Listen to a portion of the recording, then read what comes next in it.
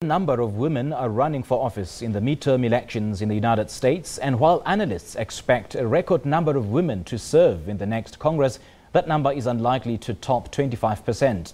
An expert with the Center for American Women and Politics at Rutgers University in New Jersey has also poured cold water on the idea that 2018 is the year of the woman, despite the marked increase in female nominees and candidates for the Congress and the state legislatures across the country. And just days to go before the November the 6th election that will determine the control of the House of Representatives, the Senate and the various governorships around the country, candidates are making their closing arguments. Women currently make up 20% of Congress. Out of 435 seats in the House of Representatives, just 84 are women. In the 100-seat Senate, just 23 are women, 17 Democrat and 6 Republicans. We know it's a tight race. And despite the uptick in candidates, women make up just 28% of nominees for the House in 2018. Overall, we do think we'll see a record level of women serving in Congress after this cycle. The question really becomes how much of a break are we going to see? What is the magnitude of the increase of women's representation? And I would say, and what I've been saying on the record, is that it seems that it is going to be hard to get to 25% in Congress. It's possible, but that's going to be a reach. So when we're thinking about the year of the woman, as people have been calling it, we have to remember that we're still probably going to end the cycle with less than or about a quarter of those members of Congress being women. The state of Georgia could make history by electing the first black female governor in the history of the United States, a nationally watched race that saw Oprah Winfrey stump for the Democratic candidate Stacey Abrams. I got a big truck. Who's in a tight race against Republican candidate Brian Kemp. Yep, I just said that. She cares about common sense gun control. She does.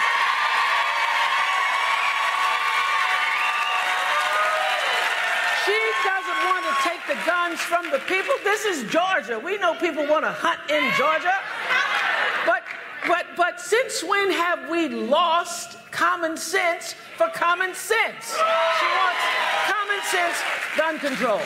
She cares about affordable housing, and she cares about criminal justice reform to protect our communities and creating jobs. So the reason I am a registered independent is because I believe that everybody should have the right to vote their values and vote your conscience regardless of the party. And I tell you, I have voted Republican and I have voted Democrat. And each time I voted for the people who I felt represented my values. Despite a booming economy and unemployment at a 50-year low, President Donald Trump has a 63% unfavorability rating among women nationally, with just 30% of women approving of his job performance.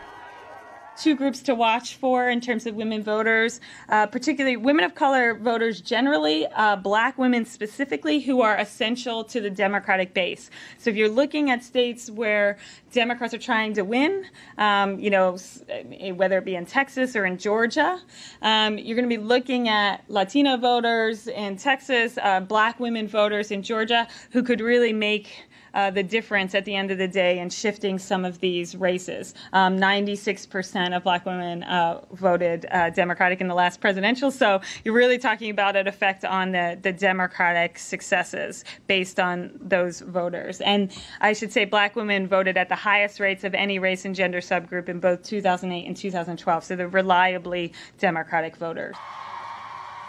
As candidates across the country make their closing arguments to voters, most pollsters agree that Democrats look increasingly likely to flip at least the House of Representatives, while Republicans' chances of holding the Senate have strengthened.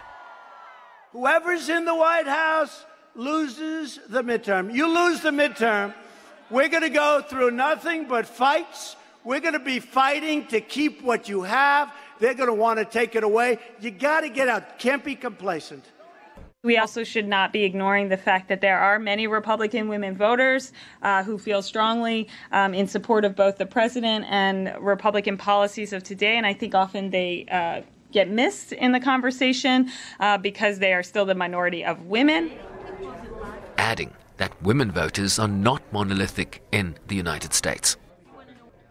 So while President Trump is not on the ballot, this election is being framed as a referendum on his 2 years in office. A Gallup survey shows that healthcare, the economy and immigration are the top 3 issues in this election cycle, while other extremely important issues include the way women are treated in society, gun policy and taxes.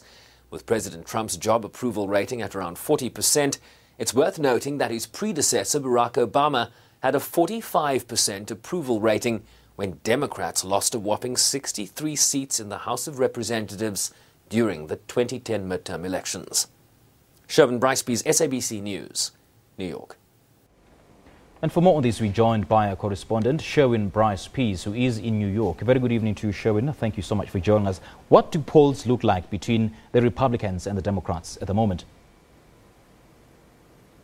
Well, it's opening up very clearly, Simpiwe, that the Democratic Party is looking essentially a shoe-in for taking control of the lower House of Representatives. But as we've been reporting over the last week, the Senate map is a lot more complicated for the Democrats. Out of the 35 Senate seats that are up for grabs, around 26 of those seats are democratically held seats. So most of the seats will be retained by Democrats, but a lot of those seats are also being held by Democratic incumbents that are fighting in states that were handily won by President Trump in 2016 by numbers like 20 points. So there are a number of vulnerable Democrats in this race. And the difference between 2010, when President Obama had 45% approval, and President Donald Trump's 40% in 2018, is that the economy is booming. Unemployment is at a 50-year low. He's accomplished a lot in terms of reconfiguring trade deals, with whether you're talking about the NAFTA deal with Canada and Mexico, and his engagement with China in terms of tariffs. This plays very well with his base. So there are some different contextual differences between 2010, when Democrats received a shellacking, to quote President Obama at the time, losing 63 seats in the House in that race. So it's going to be very interesting to see whether Donald Trump's 40% approval rating is going to impact the numbers that we are going to see, whether it's going to be 60, 50 in terms of Democratic gains in the House of Representatives. But in terms of the Senate, that seems to be slipping away right now. Democrats have an uphill battle. It will be hugely surprising if Democrats that currently have 49 seats in the Senate, as opposed to the 51 held by Republicans, if they can gain a net number of 2 seats to take control of the Senate. That seems increasingly likely. Some of the predictions I'm seeing is that Republicans will probably gain some seats, up to as many as 54 seats, with Democrats going down to 46. But I mean, this is a numbers game, Simpiwe, and we'll only know by the end of voting on Tuesday. Yeah, it's a numbers game, and it certainly always has been. And I mean, up for grabs, 1/3 of the Senate and every seat in the House of Representatives, the 2 chambers making up Congress. I mean, polls are now showing that Democrats have a very, very good chance of taking the House. So what's the political ramifications of a Democrats' victory? The best person to answer that question would be someone like former President Barack Obama. You'll remember that when he was elected president at the end of 2008, Democrats held both the Senate and the House, but the economy was in the doldrums, and they had to pass very big stimulus plans. And of course, as cycles work in the economy, it takes a great deal of time for the ship essentially to be corrected or to be righted. And so that was a very slow process. The fruits of his labor would only really begin to show in his second term. So he lost control of the Senate, he lost control of the House, and the Republican opposition to President Obama's incumbency is legendary. I mean, he was able to win the election in 2012, but again was unable to turn the tables in terms of control of the Senate. And this is how American government works. The White House is one element of government, but you have to also then have the support in Congress and in the Senate for your agenda to be implemented. And I think that's the point that Donald Trump was making at that rally in Florida last night, urging his supporters to come out, because essentially if the Democrats win the House, they will then have real power to check this president's agenda, and that is what will be of concern to Republicans, given the lessons that the Obama presidency teaches us in that regard. And if Democrats win the Senate as well as the House, what then? Game over for President Donald Trump's agenda. Essentially, if you look at, for example, if we take the confirmation of Supreme Court justices, you need Senate confirmation for a Supreme Court justice to be confirmed. You need Supreme Court Senate confirmation for any federal judge to be appointed around these United States. For any person to be appointed a secretary in the cabinet of this administration would need to secure a Senate muster. So it would become increasingly difficult for this president, who has an affinity for executive orders. So he likes to surpass Congress anyway. So we'll probably see more executive orders that are challenged in the courts. But essentially, this will be a big check on this administration's agenda. Donald Trump will not just be able to, for example, pass another tax bill. Democrats would have the power then to block a legislation that they do not believe is in the best interests of the majority of this country. So it would essentially be the reverse of what the Obama administration, or not the reverse, would be exactly the same of what the Obama administration Supreme had to deal with, in the sense that you have to convince all the houses so that you can find a consensus across those three tiers that make up the U.S. government. And we understand that President Trump has released what has been described as one of the most racist political adverts in history. Can you tell us the nature of this advert? He posted something on Twitter earlier about a gang member that was an illegal immigrant, essentially, that came in during the Clinton years, was arrested for certain crimes, was deported. He then managed to slip back into the country under the Bush presidency, was then deported again and managed to get back into the country. So he was using this and then was, I think, arrested for a murder. I'm not sure about the details, but essentially has been incarcerated. And he was using this as an example to make the case in terms of what he's calling the invasion of this migrant caravan that is making its way towards the southern border with Mexico. And of course, he's trying to frame this as a huge election issue, despite the fact that this caravan is some 900 miles away from the border. The administration has sent thousands of troops down to the border. And let me quote to you what former President Barack Obama said about sending these 5,000 plus troops down to the border. Sampiwe, quote, "They are taking our brave troops away from their families for a political stunt at the border. The men and women of our military deserve better than that." So clearly there is a view in this country, certainly from the left, that this is a political stunt. This is the president trying to create angst, fear and anxiety so as to push and drive their election, and certainly his base, to drive his core supporters to the polls. Because I think what you can read into this, Sampiwe, is that there is a great deal of concern that the president is going to lose power in this election in terms of losing possibly the House of Representatives, which is going to be a check on his freewheeling as president in this country. So there's a great deal of concern about how to ensure that that doesn't happen. And what you're seeing the president doing, he's going to the immigration issue. He's making this a central issue. And many in this country are arguing and are asking questions as to why he's not making the economy, which is the number one or number two issue in terms of healthcare and the economy. Why is the president not making the economy and the success that he's achieved in terms of bringing the unemployment rate down, the levels of economic growth we are seeing in the United States, asking the question why that has not become the central issue in this election? And I think there's a great deal of concern. It worked for him in 2016 when he talked about the wall and building the wall. It drove his supporters, and he believes that immigration is a central issue that might get them back to the polls in this election.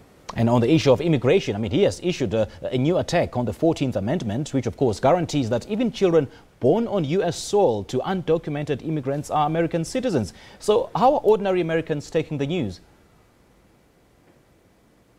Well, I think for his supporters, they believe that this is an issue that will be tested in the Supreme Court. And of course, they have an advantage there with the confirmation of Brett Kavanaugh. There's a 5-4 split in terms of in favor of the conservative wing. So this, they feel, if it were to go through the courts, could achieve something in that regard. But in terms of an executive order, if you speak to legal analysts in Piwe, the President of the United States cannot make a constitutional amendment by signing a piece of paper. This would have to be a constitutional amendment, which would require 2/3 of Congress to agree, and that is a legislative process that cannot just be done through ink on paper. I mean, more women are now leaning towards the democratic movement more than ever this year. And of course, the anti-Trump sentiment has been led by women. Could this be a cause for celebration for the Democrats? Well, Democrats have a majority in terms of the numbers that we are seeing on the ballot in this election. They already have the most number of women in Congress, whether you're talking about the House or the Senate, those numbers I shared in that package. But they also have the most number of women that are running as nominees in this election. Women have an important role to play.